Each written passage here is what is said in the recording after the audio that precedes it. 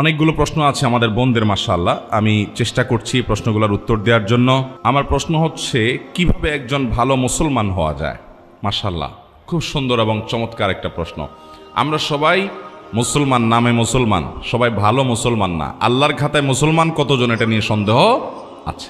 ভালো মুসলমান না হলে সে আল্লাহর খাতায় মুসলমান হতে পারবে না। ভালো মুসলমান না হলে সে মুসলমান হয়ে জান্নাতি হতে পারবে না সরাসরি প্রথম চান্সে। ভালো মুসলমান না হলে সে কখনো আল্লাহর প্রিয় বান্দা হতে পারবে না। ভালো মুসলমান হওয়ার জন্য কয়েকটি বিষয় লাগবে। নাম্বার 1, ঈমানটা বিশুদ্ধ থাকতে হবে। ঈমানটা কি থাকতে হবে? বিশুদ্ধ থাকতে হবে। আপনাদের এই এলাকাতে, চট্টগ্রামে বিশেষ করে, আমাদের অনেক মুসলমান ভাইয়েরা আছেন, অনেক মুসলমান বোনরা আছেন, সন্তান হয় না। আল্লাহর কাছে দোয়া করে, ঠিক আছে, কিন্তু আবার মাজারেও যায়। যে মাজারে কিছু মান্নত করে, কিছু টাকা পয়সা দেয়, মাজারে গিয়ে অনেকে সেজদা দেয়, অনেকে মাজারে যিনি শুয়ে আছেন তার কাছে বলে, বাবা আমাকে একটা ছেলে দিও, আমার একটা ছেলে সন্তান দরকার। আছে না? না, এগুলা সাথে সাথে ঈমান নষ্ট হয়ে যাবে, সাথে সাথে ঈমান নষ্ট হয়ে যাবে। ভালো মুসলমান তো পরের কথা, আপনার যদি ঈমান নষ্ট হয়, আপনার যদি আকীদা খারাপ হয়, আপনার যদি বিশ্বাসটা নষ্ট হয়, তাহলে আপনার ওই যে একেবারে মূলটাই শেষ। আপনারা নেকামলে করে কোনো লাভ হবে না। এই জন্য ভালো মুসলমান হওয়ার জন্য প্রথম চ্যালেঞ্জ হলো ঈমানটাকে ঠিক রাখা, বিশ্বাসটা ঠিক রাখা। আল্লাহর একত্ববাদ স্বীকার করার মানে হলো আল্লাহর সাথে কারো শরীক সাব্যস্ত না করা। এখন আপনার দোয়া করতে হবে। কার কাছে দোয়া করবেন? আল্লাহর কাছে। আমাদের প্রিয় নবী সাল্লাল্লাহু আলাইহি ওয়াসাল্লাম তার প্রিয় সাহাবী আব্দুল্লাহ ইবনে আব্বাস রাদিয়াল্লাহু তাআলা আনহু 9 বছর বয়স যখন, তখন তাকে আদর করে, স্নেহ করে হাত দিয়ে বললেন, কাঁধে হাত রেখে বললেন, ইযা সাআলতা ফাসআলিল্লাহ ওয়া ইযা ইসতাআনতা ফাসতাইন বিল্লাহ। তোমার যদি কিছু চাওয়া লাগে আল্লাহর কাছে চাইবা, সাহায্য চাওয়া লাগে আল্লাহর কাছে সাহায্য চাইবা। সাহায্য চাওয়া এগুলো আল্লাহ ছাড়া অন্য কারোর কাছে অলৌকিক সাহায্য চাওয়া যাবে? তাহলে কোনো মাজারের কাছে আমরা সন্তান চাইবো না, আল্লাহর কাছে চাইবো? আল্লাহর কাছে চাইবো। ঠিক একইভাবে আমার দোয়া, আমার ইবাদত বন্দেগী, এটা মাজারে করার জিনিস না। এগুলো আরশের মালিকের কাছে পেশ করতে হবে। মাজারে যিনি শুয়ে আছেন উনি নিজেও আল্লাহর বান্দা, নিজেও আল্লাহর গোলাম, উনি নিজেও আল্লাহর কাছে মুখাপেক্ষী। আপনি গোলামের কাছে কেন চাইবেন? মালিকের কাছে চাইবেন। আল্লাহ বলেছেন, উদউনি আস্তাজিব লাকুম, তোমরা আমার কাছে দোয়া করো, আমি তোমাদের দোয়া কবুল করব। অতএব দোয়া করতে হবে কার কাছে? আল্লাহর কাছে। ভালো মুসলমান হওয়ার জন্য ঈমান ঠিক রাখতে হবে। ঈমানের মধ্যে কোনো শিরিক থাকতে পারবে? অন্ধের মতো আনুগত্য কোনো দলের করবেন, কোনো ব্যক্তির করবেন? অন্ধের মতো আনুগত্য, সব কথা শুনবো, এটা কার হবে? শুধুমাত্র আল্লাহর। আর সবার এই বেলা এটা চলবে না। এমনকি আমিও যদি কথা বলি, কোনো আলেমও যদি কথা বলে, তার যদি ভালো কোনো কথা হয় সেটা নিবেন। কোনো কথা যদি খারাপ মনে হয়, কোরআন হাদিসের বিরুদ্ধে যায়, তিনি বললেও আপনি সেটা মানবেন। এর নাম হলো মুসলমান। ঈমান ঠিক থাকতে হবে যে আমি কার গোলামি করব, কার কথা শুনবো, কার আনুগত্য করব, কার কাছে দোয়া করব, শুধু আল্লাহর। তিনি ছাড়া আর কেউ হতে, তার সাথে আর কাউকে শরীক সাব্যস্ত করা যাবে। ঈমানটাকে ঠিক করতে হবে ভালো মুসলমান হওয়ার জন্য। 1 নাম্বার 2, ভালো মুসলমান হওয়ার জন্য 5 ওয়াক্ত নামাজ সুন্দর করে, ভালো করে বুঝেন। 5 ওয়াক্ত নামাজ শুধু পড়লে হবে না, কিভাবে পড়তে হবে? সুন্দর করে। নামাজ সুন্দর কিভাবে করবেন?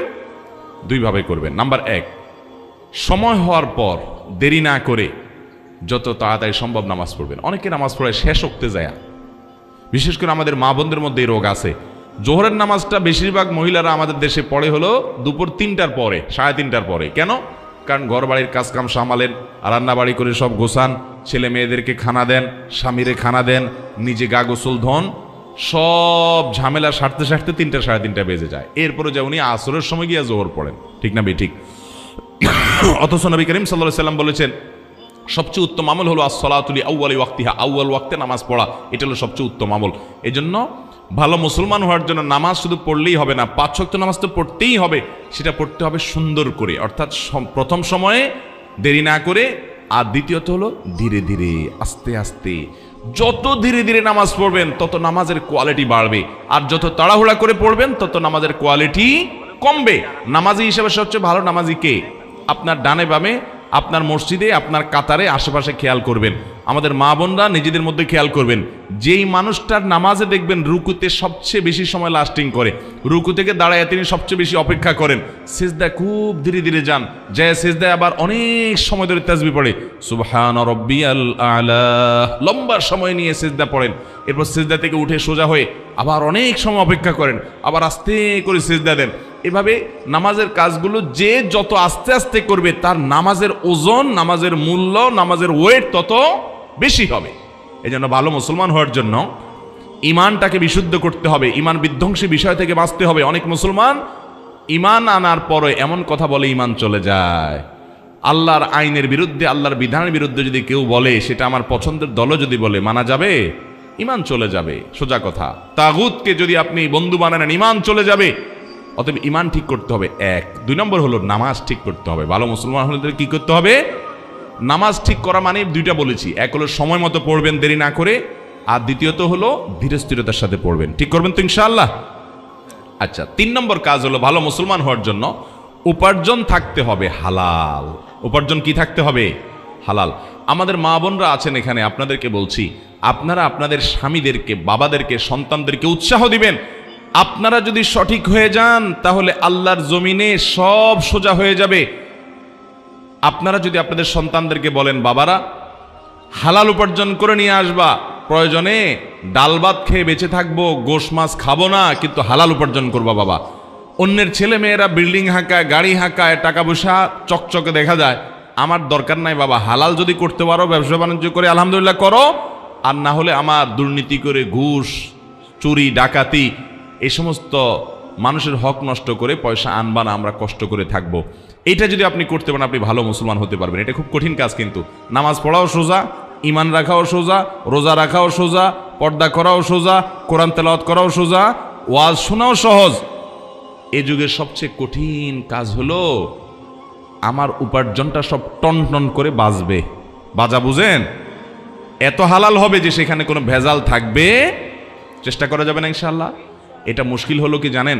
এটা করতে গেলে যুদ্ধ করা লাগে নিজের সাথে, কারণ আশেপাশে সবাই 2 নম্বর পথে টাকা পয়সা কামায় আঙ্গুল ফুলে কলা গাছ হয়ে যায়।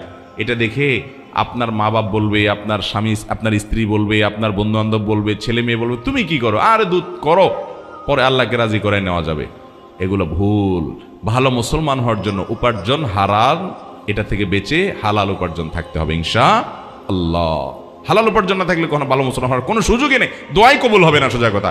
ওই শরীরই জান্নাতে যাবে, নবী সাল্লাল্লাহু আলাইহি ওয়াসাল্লাম বলেছেন, যে শরীর হারাম দ্বারা গঠন হয়েছে। এই জন্য চ্যালেঞ্জ নিতে হবে মুসলমান যুবকদেরকে, যুবতীদেরকে, সবাইকে, যে আমরা হারাম আমাদের শরীরে প্রবেশ করাবো।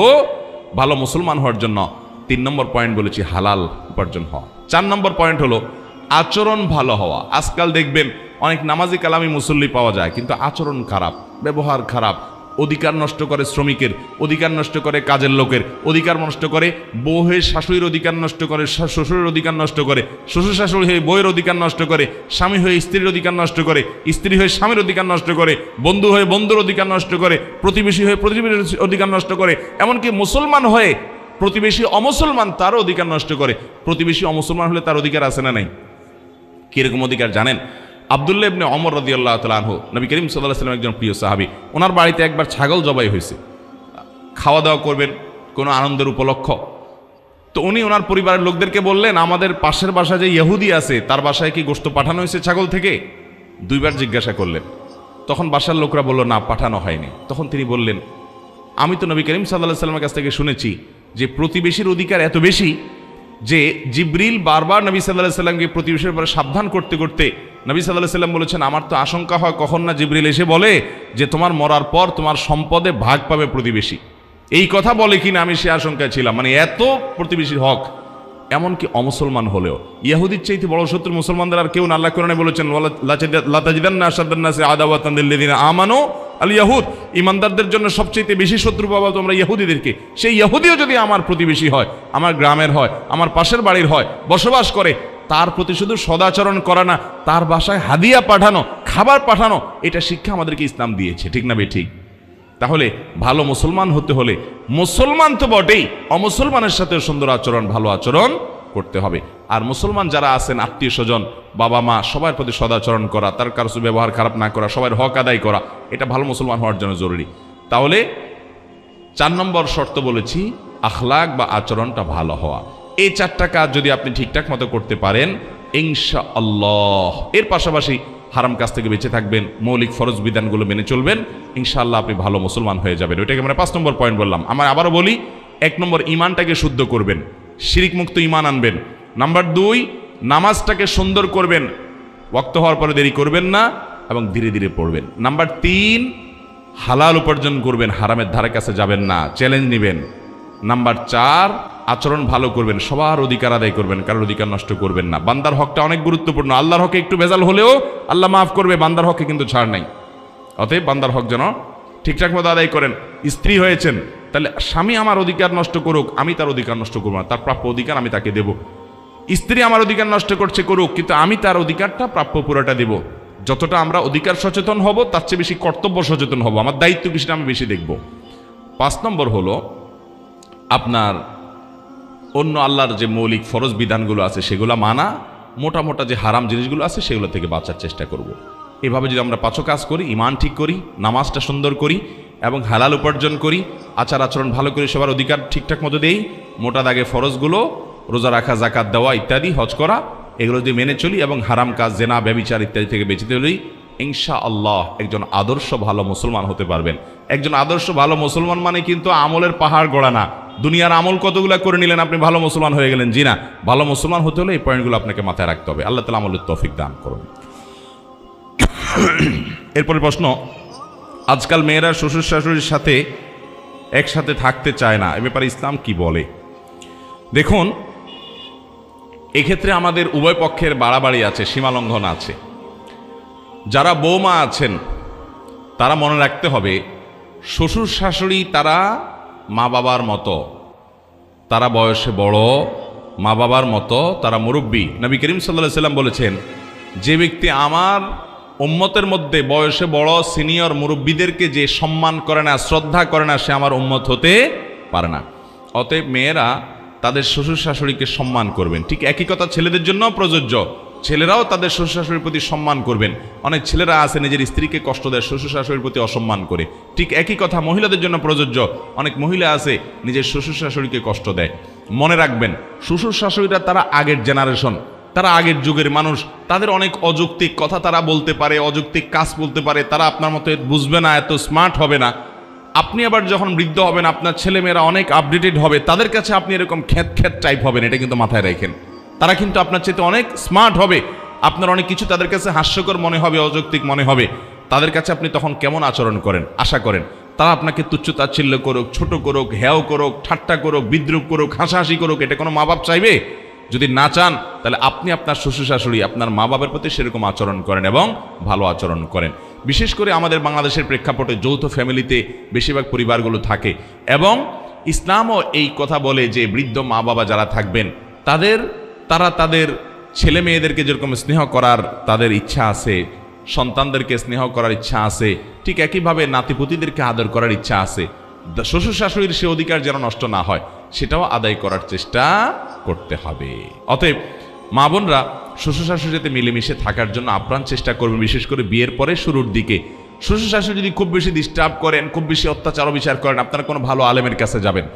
নিজে নিজে ডিসিশন না নিয়ে পুরো অবস্থার বিবরণ করে ওই আলেম যদি আপনাকে পারমিট করেন যে হ্যাঁ, এই অবস্থায় আপনি আপনার দিন রক্ষার জন্য আপনি আলাদা হতে পারেন, তারপরেও আপনি শ্বশুর শাশুড়ির প্রতি আন্তরিকতা থাকবে, তাদের কাছে যাওয়া আসা করবেন, নিজের ছেলে মেয়েগুলোকে নিয়ে যাবেন আদর করার জন্য, তাদেরকে নিয়ে আসবেন, যেভাবে হোক তাদের সাথে সম্পর্ক আপনাকে রাখতেই হবে। আপনার স্বামী শ্বশুর শাশুড়ির সেবা করা আপনার উপরে সরাসরি ফরজ না, কিন্তু এটা আপনার নৈতিক দায়িত্ব যে স্বামী আপনার ভালোর জন্য এত কিছু করছেন, এত উপকার করছেন, আপনি আপনার জন্য এত কষ্ট করছেন, আপনার সন্তানদের জন্য, আপনার জন্য, সংসারের জন্য, সবার জন্য। সে শাশুড়ি, তার শ্বশুর শাশুড়ি খেদমত করা স্বামীর নিজের কর্তব্য, তিনি বাহিরে সারাদিন উপায় উপার্জন করেন, তাহলে তার অগোচরে তার দায়িত্বটা পালন করা এটা আপনার নৈতিক অধিকারের মধ্যে পড়ে, সেটা আপনি করবেন। এবং মনে রাখবেন, আজকে আপনি বউ, একসময় শাশুড়ি হবেন, আজকে আপনি ছেলে, একসময় শ্বশুর হবেন। অতএব আপনার পরবর্তীর কথা মাথায় রেখে আপনার পরবর্তী জেনারেশনের কাছে যে আচরণ আশা করবেন, আপনি সে আচরণ তাদের সাথে করবেন। তবে যদি এমন হয় ছেলে মেয়েদের পড়ালেখার জন্য ছেলেটা ঢাকায় থাকে, চট্টগ্রাম শহরে থাকে, তার চরিত্র হেফাজতের জন্য স্ত্রী কাছে থাকা দরকার, বিয়ের উদ্দেশ্য সেটা, তাহলে মা বাবারও মনে রাখা উচিত যে তাদেরকে তাদের সাথে থাকতে দেওয়া উচিত, বাধা দেওয়া উচিত না সারা জীবন। অনেক মা বাবা আছে বৌমাকে মোটেই ছাড়তে চায় না, এমনকি কাজের মহিলা বানায় রাখে, এটা ঠিক না। মেয়ের মতো স্নেহ শ্বশুর শাশুড়িও করতে হবে, আবার শ্বশুর শাশুড়িকেও মেয়েরা যথেষ্ট যত্ন সোহাগ করতে হবে। আমি এর আগে শুরুতে আলোচনাতে বলেছিলাম যে আজ আমাদের সমাজের সংকটের জায়গাটা কোথায়। ডক্টর খন্দকার আব্দুল্লাহ জাহাঙ্গীর বলতেন, আমরা সবাই অধিকার সচেতন, আমরা কেউ কর্তব্য সচেতন না। আমি কর্তব্য সচেতন হতে হবে ভালো মুসলমান হতে হলে। আমি চেষ্টা করব আমার দায়িত্বকে আমি সেটা আদায় করব। শ্বশুর শাশুড়ির কোনো হক নষ্ট করবোই না, বরং আমি আরো বেশি বেশি করব তাদের জন্য। উনি উল্টাপাল্টা করছে, ওনারটা উনি আল্লাহর কাছে বুঝে পড়াবে, তার জন্য তো আমার অপরাধ নাই, আমি সবর করব। আর একই কথা শ্বশুর শাশুড়ির জন্য প্রযোজ্য, যে আরেক ঘরের মেয়ে, আরেকজনের সন্তান, সে আমার ঘরে পুত্রবধূ হয়ে আসছে, তাকে আমি স্নেহ দিব, মমতা দিব, জুলুম করব না, অবিচার করব না, কাজের মেয়ে হিসাবে ট্রিট করব না, আমি স্নেহ আদর করে বড় করে তুলবো, এই চেষ্টা তার থাকবে। যদি সে অন্যায় করে, সে আল্লাহর কাছে বুঝে থাকবে, তাহলে ইনশাআল্লাহ শান্তি আসবে এবং ভালো পরিবার হবে। আমাদের আজকাল বোনরা বিশেষ করে শ্বশুর শাশুড়িকে সহ্য করতে পারেন না, এটা একটা ব্যাপক আকার ধারণ করেছে। একটা সময় আমাদের দেশে শাশুড়ি ননদরা বৌমাদের উপরে জুলুম বেশি করত, এখন বৌমাদের পাওয়ার একটু তুলনামূলক আস্তে আস্তে বেশি হচ্ছে, এখন শাশুড়িরা বরং দৌড়ের উপরে থাকে বউদের অত্যাচারে। ঠিক না ঠিক? দিন আস্তে আস্তে ঘুরতেছে। তো মনে রাখবেন, একজন ভালো মুসলমান হতে হলে তাকে সর্বাবস্থায় তাকে অন্যের অধিকার পরে তাকে সচেতন হতে হবে যে তার অধিকারগুলো কি কি। আল্লাহ তাআলা আমাদের সবাইকে নিজের প্রাপ্য, নিজের অধিকারের ব্যাপারে সচেতনতার চাইতে অন্যের অধিকার কি আছে আমার কাছে, সে ব্যাপারে সচেতন হওয়ার তৌফিক দান করুন। তাহলে বৌমারা শ্বশুরের সাথে মিলেমিশে থাকবেন এবং যথাসম্ভব নাতি নাতনিদেরকে তাদের আদর করতে ইচ্ছা করে সেটা সুযোগ দিবেন। অনেক কিছু উল্টাপাল্টা হলেও যথাসম্ভব হজম করবেন, কিন্তু পর্দার অসুবিধা হয়, কোনোভাবে পর্দা করা যায় না, একেবারে জটিল পরিস্থিতি, আল্লাহর বিধান লঙ্ঘন হয়ে যায়, অথবা স্বামী তার চরিত্র হেফাজত হয় না, বেচারা চাকরির জন্য দূরে থাকতে হয়, তার কাছে না থাকলে তার চরিত্র নিয়ে টানাটানি হয়, তাহলে সেক্ষেত্রে শ্বশুর শাশুড়িকে সাথে নিয়ে যেতে পারলে ভালো।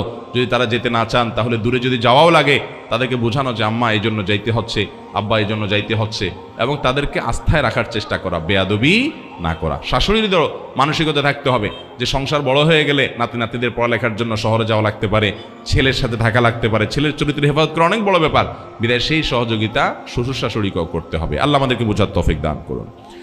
আমি একজন নবমুসলিম নারী, আমার বাবা মা হিন্দু অবস্থায় মারা গেছেন, আমি কি তাদের জন্য দোয়া করতে পারবো? দরকারি প্রশ্ন। আমাদের এই বোন নবমুসলিম, ইসলামে এসেছেন, আল্লাহ তাআলা তাকে ইসলামের উপরে অটল অবিচল থাকার তৌফিক দান করুন। এটা এক অত্যন্ত দুঃখজনক এবং বেদনাদায়ক একটা বিষয় যে কারোর বাবা মা যদি আল্লাহর প্রতি ঈমান আনা ছাড়া মৃত্যুবরণ করে, বেঈমান অবস্থায় যদি দুনিয়া থেকে যায়, তাহলে তার জন্য দোয়া করার কোনো রাইট বা কোনো অধিকার আমাদের নাই। খুব বেদনাদায়ক একটা অধ্যায়। কেন দোয়া করা যাবে না? কারণ আল্লাহ রাব্বুল আলামিন কোরআনে পরিষ্কারভাবে নিষেধ করেছেন যে মানুষগুলো মুশরিক অবস্থায় মারা গেছে, তোমরা কোশ্চিন কালেও, নবী করিম সাল্লাল্লাহু আলাইহি ওয়াসাল্লামকে আল্লাহ বলেছেন আপনি কোশ্চিন কালেও তাদের জানাজা পড়বেন না, অর্থাৎ তাদের জন্য দোয়া করবেন না।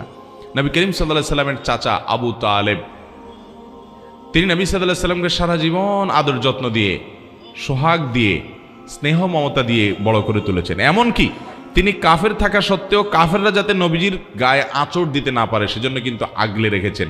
হিজরতের সময়ের একটা ঘটনা, সুবহানাল্লাহ, কত স্যাক্রিফাইস করেছেন, কত আদর নবী সাল্লাল্লাহু আলাইহি ওয়াসাল্লামকে করেছেন।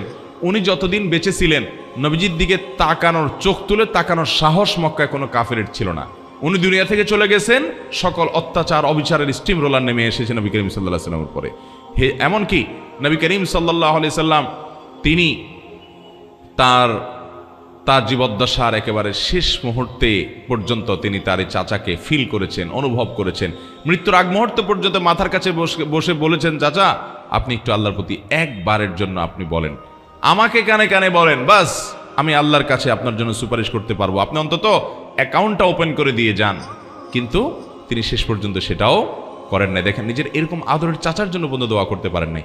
এটা একটা পরীক্ষার বিষয়, এটা একটা ইমানি পরীক্ষার বিষয় যে আল্লাহর বিধান আমি মেনে নিতে পারছি না। আপনারা হয়তো মনে করবেন যে বাবা মা, কিন্তু আমার বাবা মা যদি ইমান হারা হয়ে যায়, আল্লাহ না করুন বেঈমান হয়ে মারা যায়, আমি আল্লাহর কাছে তাদের জন্য সুপারিশ করার আর কোনো ইখতিয়ার আমার কাছে থাকে না। আল্লাহর কাছে তাদের বিষয়টাকে ন্যস্ত করতে হবে এবং নিজের নেকামলের দিকে মনোনিবেশ করতে হবে। তবে হ্যাঁ, যদি অমুসলিম বাবা মা বেঁচে থাকেন, তাহলে আল্লাহ তাআলা তাদের ব্যাপারে বলেছেন ওয়াসাহিবুহুমা ফিদ দুনিয়া মারুফা, তাদের সাথে সদাচরণ করতে হবে। অন্য ধর্মের হলেও তাদের প্রতি সদাচরণ করতে হবে। অনেকে বলে আমার বাপ মা মাজার পূজা করে, এটা করে সেটা করে। আমি বলি যাই করুক না কেন, আপনার মা বাবার প্রতি আপনি দুর্ব্যবহার করতে পারবেন না, শ্রদ্ধা আপনাকে জ্ঞাপন করতে হবে। মোবাইলে বিবাহ হয়েছে, স্বামী বিদেশে আছেন, প্রায় 2 বছর হয়ে গেছে, এখন স্ত্রী চাইতেছেন স্বামী ছেড়ে অন্যত্র বিবাহ বসতে, এটা কি সঠিক হবে কিনা? দেখুন, বিয়ের পর পুরুষরা দীর্ঘদিন বিদেশে থাকা শরিয়ার দৃষ্টিকোণ থেকে এটা প্রশংসনীয় বিষয় নয়, স্ত্রীকে রেখে বিদেশে থাকা। এই জন্য আমি প্রবাসী ভাইদেরকে বলি, অনুগ্রহ করে হয় যতদিন, বিশেষ করে মধ্যপ্রাচ্যে আমাদের যে সমস্ত ভাইরা যাচ্ছেন বা বিভিন্ন দেশে কাজের জন্য যাচ্ছেন, তাদেরকে বলবো হয় অবিবাহিত অবস্থায় প্রবাস জীবন শেষ করবেন, একসাথে যে বছর থাকা, টাকা পয়সা কামা রোজগারি করে আপনার পুঁজি টুজি সংগ্রহ করে চলে আসবেন, দেশে এসে বিয়ে শাদী করবেন। আর না হয় বউকে বিদেশ নিয়ে যাবেন, দুটার একটা। বউরে দেশে রেখে আপনি বিদেশে পড়ে বছরকে বছর প্রবাসে থাকবেন, এটা কখনো ইসলামের দৃষ্টিতে ভালো জিনিস হতে পারে। স্ত্রীর অধিকার আছে না নেই? এভাবে দেখা যায় স্ত্রী সে খারাপ পথে চলে যায়, অনেক সময় সে গুনাহের দিকে চলে যায়, চরিত্র নষ্ট হয়ে যায়, ছেলে মেয়েগুলো নষ্ট হয়ে যায়। সবচেয়ে বড় সম্পদ ছেলে মেয়ে। টাকার লোভ এত মারাত্মক। আমি অনেক প্রবাসী ভাইদেরকে দেখেছি এবং বলেছি, ভাই কত বছর আছেন মালয়েশিয়াতে, জাপানে, সৌদি আরবে, যেখানেই গেছি আমি প্রবাসী বাংলাদেশি ভাইদের যা মনে হয়েছে যাকে লং টাইম আছে, বউ কাছে নাই, তাদেরকে জিজ্ঞেস করি, অনেকে বলে 10 বছর, কেউ বলে 15 বছর, কেউ বলে 20 বছর। আমি বললাম ভাই, এর টাকার নেশার কিন্তু কোনো এন্ডিং নেই, এটার কোনো শেষ নাই। একজন বড় ব্যবসায়ী দেশের শীর্ষস্থানীয় আমাকে একবার বলছিলেন ডেকে, কোনো একটা কথা প্রসঙ্গে, আমার বন্ধু মানুষ, বলছিলেন হুজুর বলেন তো সবচেয়ে বেশি নেশা কিসের? আমি তো কখনো নেশা করি না, আমি জানবো কেমনি? আপনি একসময় করছেন, আপনি বলতে পারেন। উনি একসময় করতেন, এখন ভালো হয়েছে। পরে আমাকে বললেন হুজুর আপনি বুঝেন না আমার প্রশ্ন, আমি ওই নেশার কথা বলি নাই, এই ইয়াবা, অমুক তমুক, বিভিন্ন মাদক, এগুলোর নেশা এমন কি নেশা? পৃথিবীতে সবচেয়ে বড় নেশা হলো টাকার নেশা। এই নেশাটা এত মারাত্মক, কেন কামাই করে, যে কামাই করে সেও জানে না, নেশা হয়ে যায়। হালাল হারাম বাজ বিচার না। হ্যাঁ, হালাল টাকার অনেক দরকার আছে। আপনি ব্যবসা বাণিজ্য করে কোটি কোটি টাকা কামাই করেন, হালাল, এটার দরকার আছে না নাই? যত বেশি হবে আপনি তত বেশি আল্লাহর কাজ করতে পারবেন, কিন্তু হারাম টাকার 1 টাকারও দরকার নাই। তো যাই হোক, প্রবাসে যারা আছেন তারা স্বামীর হিসাবে স্ত্রীর অধিকারের দিকে খেয়াল রাখবেন। এখন কথা হলো, প্রবাসের স্বামী যদি 2 বছরের জায়গায় 3 বছরও থাকেন, তো আমি যেটা বলছিলাম, প্রবাসে যদি স্বামী 2-4 বছর পড়েও থাকে, এই জন্য স্ত্রী চাইলেই আরেক জায়গায় চলে যেতে পারবে না। যদি যেতে হয়, বিয়ে হয়ে থাকলে তার কাছ থেকে তালাক নিতে হবে। তার কাছ থেকে নিতে হবে, তালাক নিতে হবে। তালাক নেওয়ার পর এরপর তিনি অন্যত্র বিবাহ বন্ধনে আবদ্ধ হতে পারবেন। চাইলে আর যা চলে যাবেন, এত সহজ না। এরপরে প্রশ্ন হলো, স্ত্রীর যদি নেশা পরিমাণ স্বর্ণ বা সম্পদ থাকে, তাহলে সে সম্পদের জাকাত কি স্বামীর টাকা থেকে পরিশোধ করতে হবে, নাকি স্ত্রীর সম্পদ থেকে জাকাত পরিশোধ করতে হবে? দেখুন, স্ত্রীর যদি স্বর্ণ থাকে, গহনা থাকে, জাকাত দেওয়ার মতো নেশা পরিমাণ হয়, তাহলে এটার জাকাত স্ত্রীকেই দিতে হবে যদি এটার মালিক স্ত্রী হয়। আর যদি মালিক স্ত্রী না হয়, স্বামী মালিক হয়, তাহলে স্বামীকে দিতে হবে। এখন একটা জটিলতা হলো, আমাদের দেশে মহিলাদের যে গহনা, এটার মালিক আসলে কে, এটা বলা খুব কঠিন। বলেন তো, বউয়ের যে স্বর্ণ গহনা আছে, এগুলার মালিক কে? বউ নিজে না স্বামী? মহিলা নিজে। আচ্ছা, মহিলা যদি নিজে ওইটার মালিক হয়, মহিলা চাইলে কি বিক্রি করে ফেলতে পারবে? উত্তর দেন তো। মালিক হলে তো ওনার চাইলে উনি বিক্রি করতে পারার কথা, কিন্তু পারবে? এটা জটিল আমাদের দেশে। গোজামিল বলে এটাকে, গোজামিল। এই মহিলাদের সম্পদ নিয়ে আমরা গোজামিল করি। মহিলা যদি সম্পদের মালিক হয়, সে ওইটা পুরাটা বিক্রি করে তার বাপকে, তার মাকে, তার ভাই বোনকে দিয়ে দিলে, স্বামী হিসাবে, শ্বশুর শাশুড়ি হিসাবে তার এই বেচার ব্যাপারে আপনাদের কোনো আপত্তি থাকবে না? থাকবে না? আমাদের দেশের রিয়েলিটি বলেন, বাস্তবতা বলেন, আপত্তি থাকে না? এটা কেমন কথা হলো? মালিক যদি সে হয়, তাহলে তার সম্পদ সে কি বিক্রি করে ফেলবে, না কাকে দান করে দিবে, এটা তো তার ব্যাপার। এ ব্যাপারে কি আর কারোর কোনো সে থাকার কথা? কিন্তু আমার দেশে সে থাকে কি থাকে না? এই থাকার মাধ্যমে প্রমাণ করা হচ্ছে তাদেরকে আমরা মুখে মালিক বানাচ্ছি, আসলে তাদের মালিকানাকে স্বীকার করছি। এমনকি বিদেশ যাওয়ার সময় বউরে বলতেছেন, গহনাগুলো দাও, বিক্রি করে আমি বিদেশ যাই, পরে আমি তোমারে কিনে দেব। বউ যদি বলে, না তুমি তো লোন চাইছো আমার কাছে, আমি লোন তোমাকে দিলাম না, আমার সম্পদ আমি কাকে লোন দেবো না দেবো এই সম্পূর্ণ স্বাধীনতা ইসলাম আমাকে দিচ্ছে, আমি তোমাকে লোন দেবো না, বিশ্বাস হয় না, তুমি আবার বিদেশে যায় টাকা কামাই করে সফল হয়ে তারপর আমার স্বর্ণ কিনে দিতে পারবা কি পারবা না, আমি দিলাম না, এরকম না করার অধিকার কি মেয়েদের আছে? আরে শরীয়ত তো অধিকার দিছে, আমাদের সমাজে কি এরকম অধিকার দেওয়া হয়? যদি সে মালিক হয় তাহলে তার সে অধিকার থাকার কথা কি কথা না? এই জন্য আমি বলি, মহিলাদের স্বর্ণ গহনা নিয়ে আমাদের দেশে একটা বিরাট গোজামিল আছে। এই অর্নামেন্টগুলোর মালিক আসলে বেচারীরা কিনা, আমরা মুখে বলি, বাস্তবে তাদেরকে সেটার মালিক বানায় না। এটার জন্য আমি বলি, শুনেন, স্বামী হিসাবে আপনি স্ত্রীকে গহনা দিলে হয় পরিষ্কার করে বলে দিবেন, এটা তোমাকে আমি গিফট দান করে দিয়ে দিলাম, হাদিয়া দিলাম, উপহার দিলাম, আর মোহর হিসাবে দিলে এটা তো তার প্রাপ্য অধিকার, এটা তুমি মালিক। এরপরে সে এটা যা খুশি তা করবে, সেই অধিকার তাকে দিতে হবে। তাহলে এই স্বর্ণের জাকাত ওই মহিলাকেই দিতে হবে, যেহেতু তিনি মালিক। আরেকটা হতে পারে যে আপনি বিদেশ গেছেন, বউয়ের জন্য 2-4-5 ভরি স্বর্ণ কিনছেন, 10 ভরি স্বর্ণ কিনছেন, এখন বউকে সেটা দিছেন আপনি।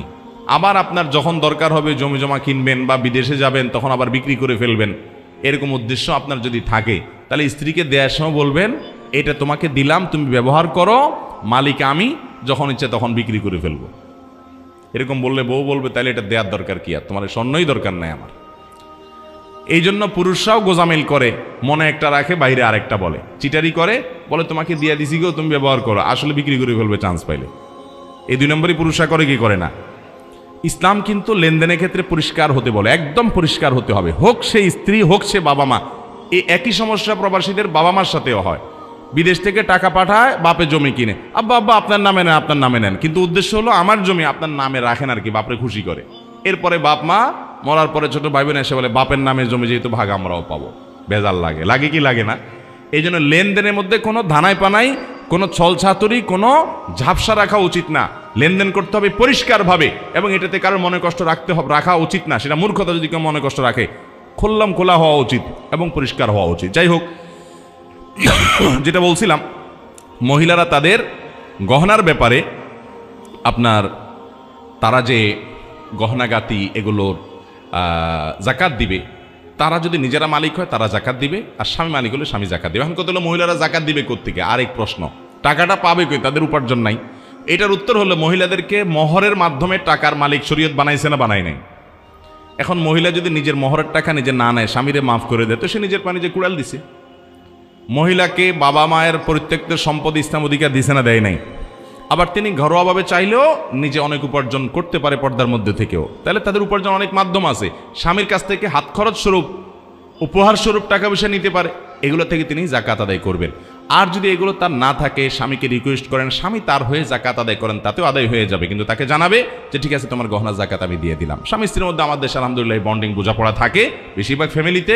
স্বামী বললো ঠিক আছে আমি তোমার স্বর্ণের জাকাত দিয়ে দিলাম, বা স্বামীকে বললো আমার জাকাতটা তো আসছে দিয়ে দিও, স্বামী দিয়ে দিল, তাতেও আদায় হয়ে যাবে। মোহতারাম হাজরিন, প্রশ্নে অনেক আছে, প্রশ্ন স্তূপ আছে, কিন্তু আমাদের জুমার সালাতের প্রস্তুতি নিতে হবে, আমার মনে হয় শেষ করা দরকার, যেহেতু আমাদের জুমার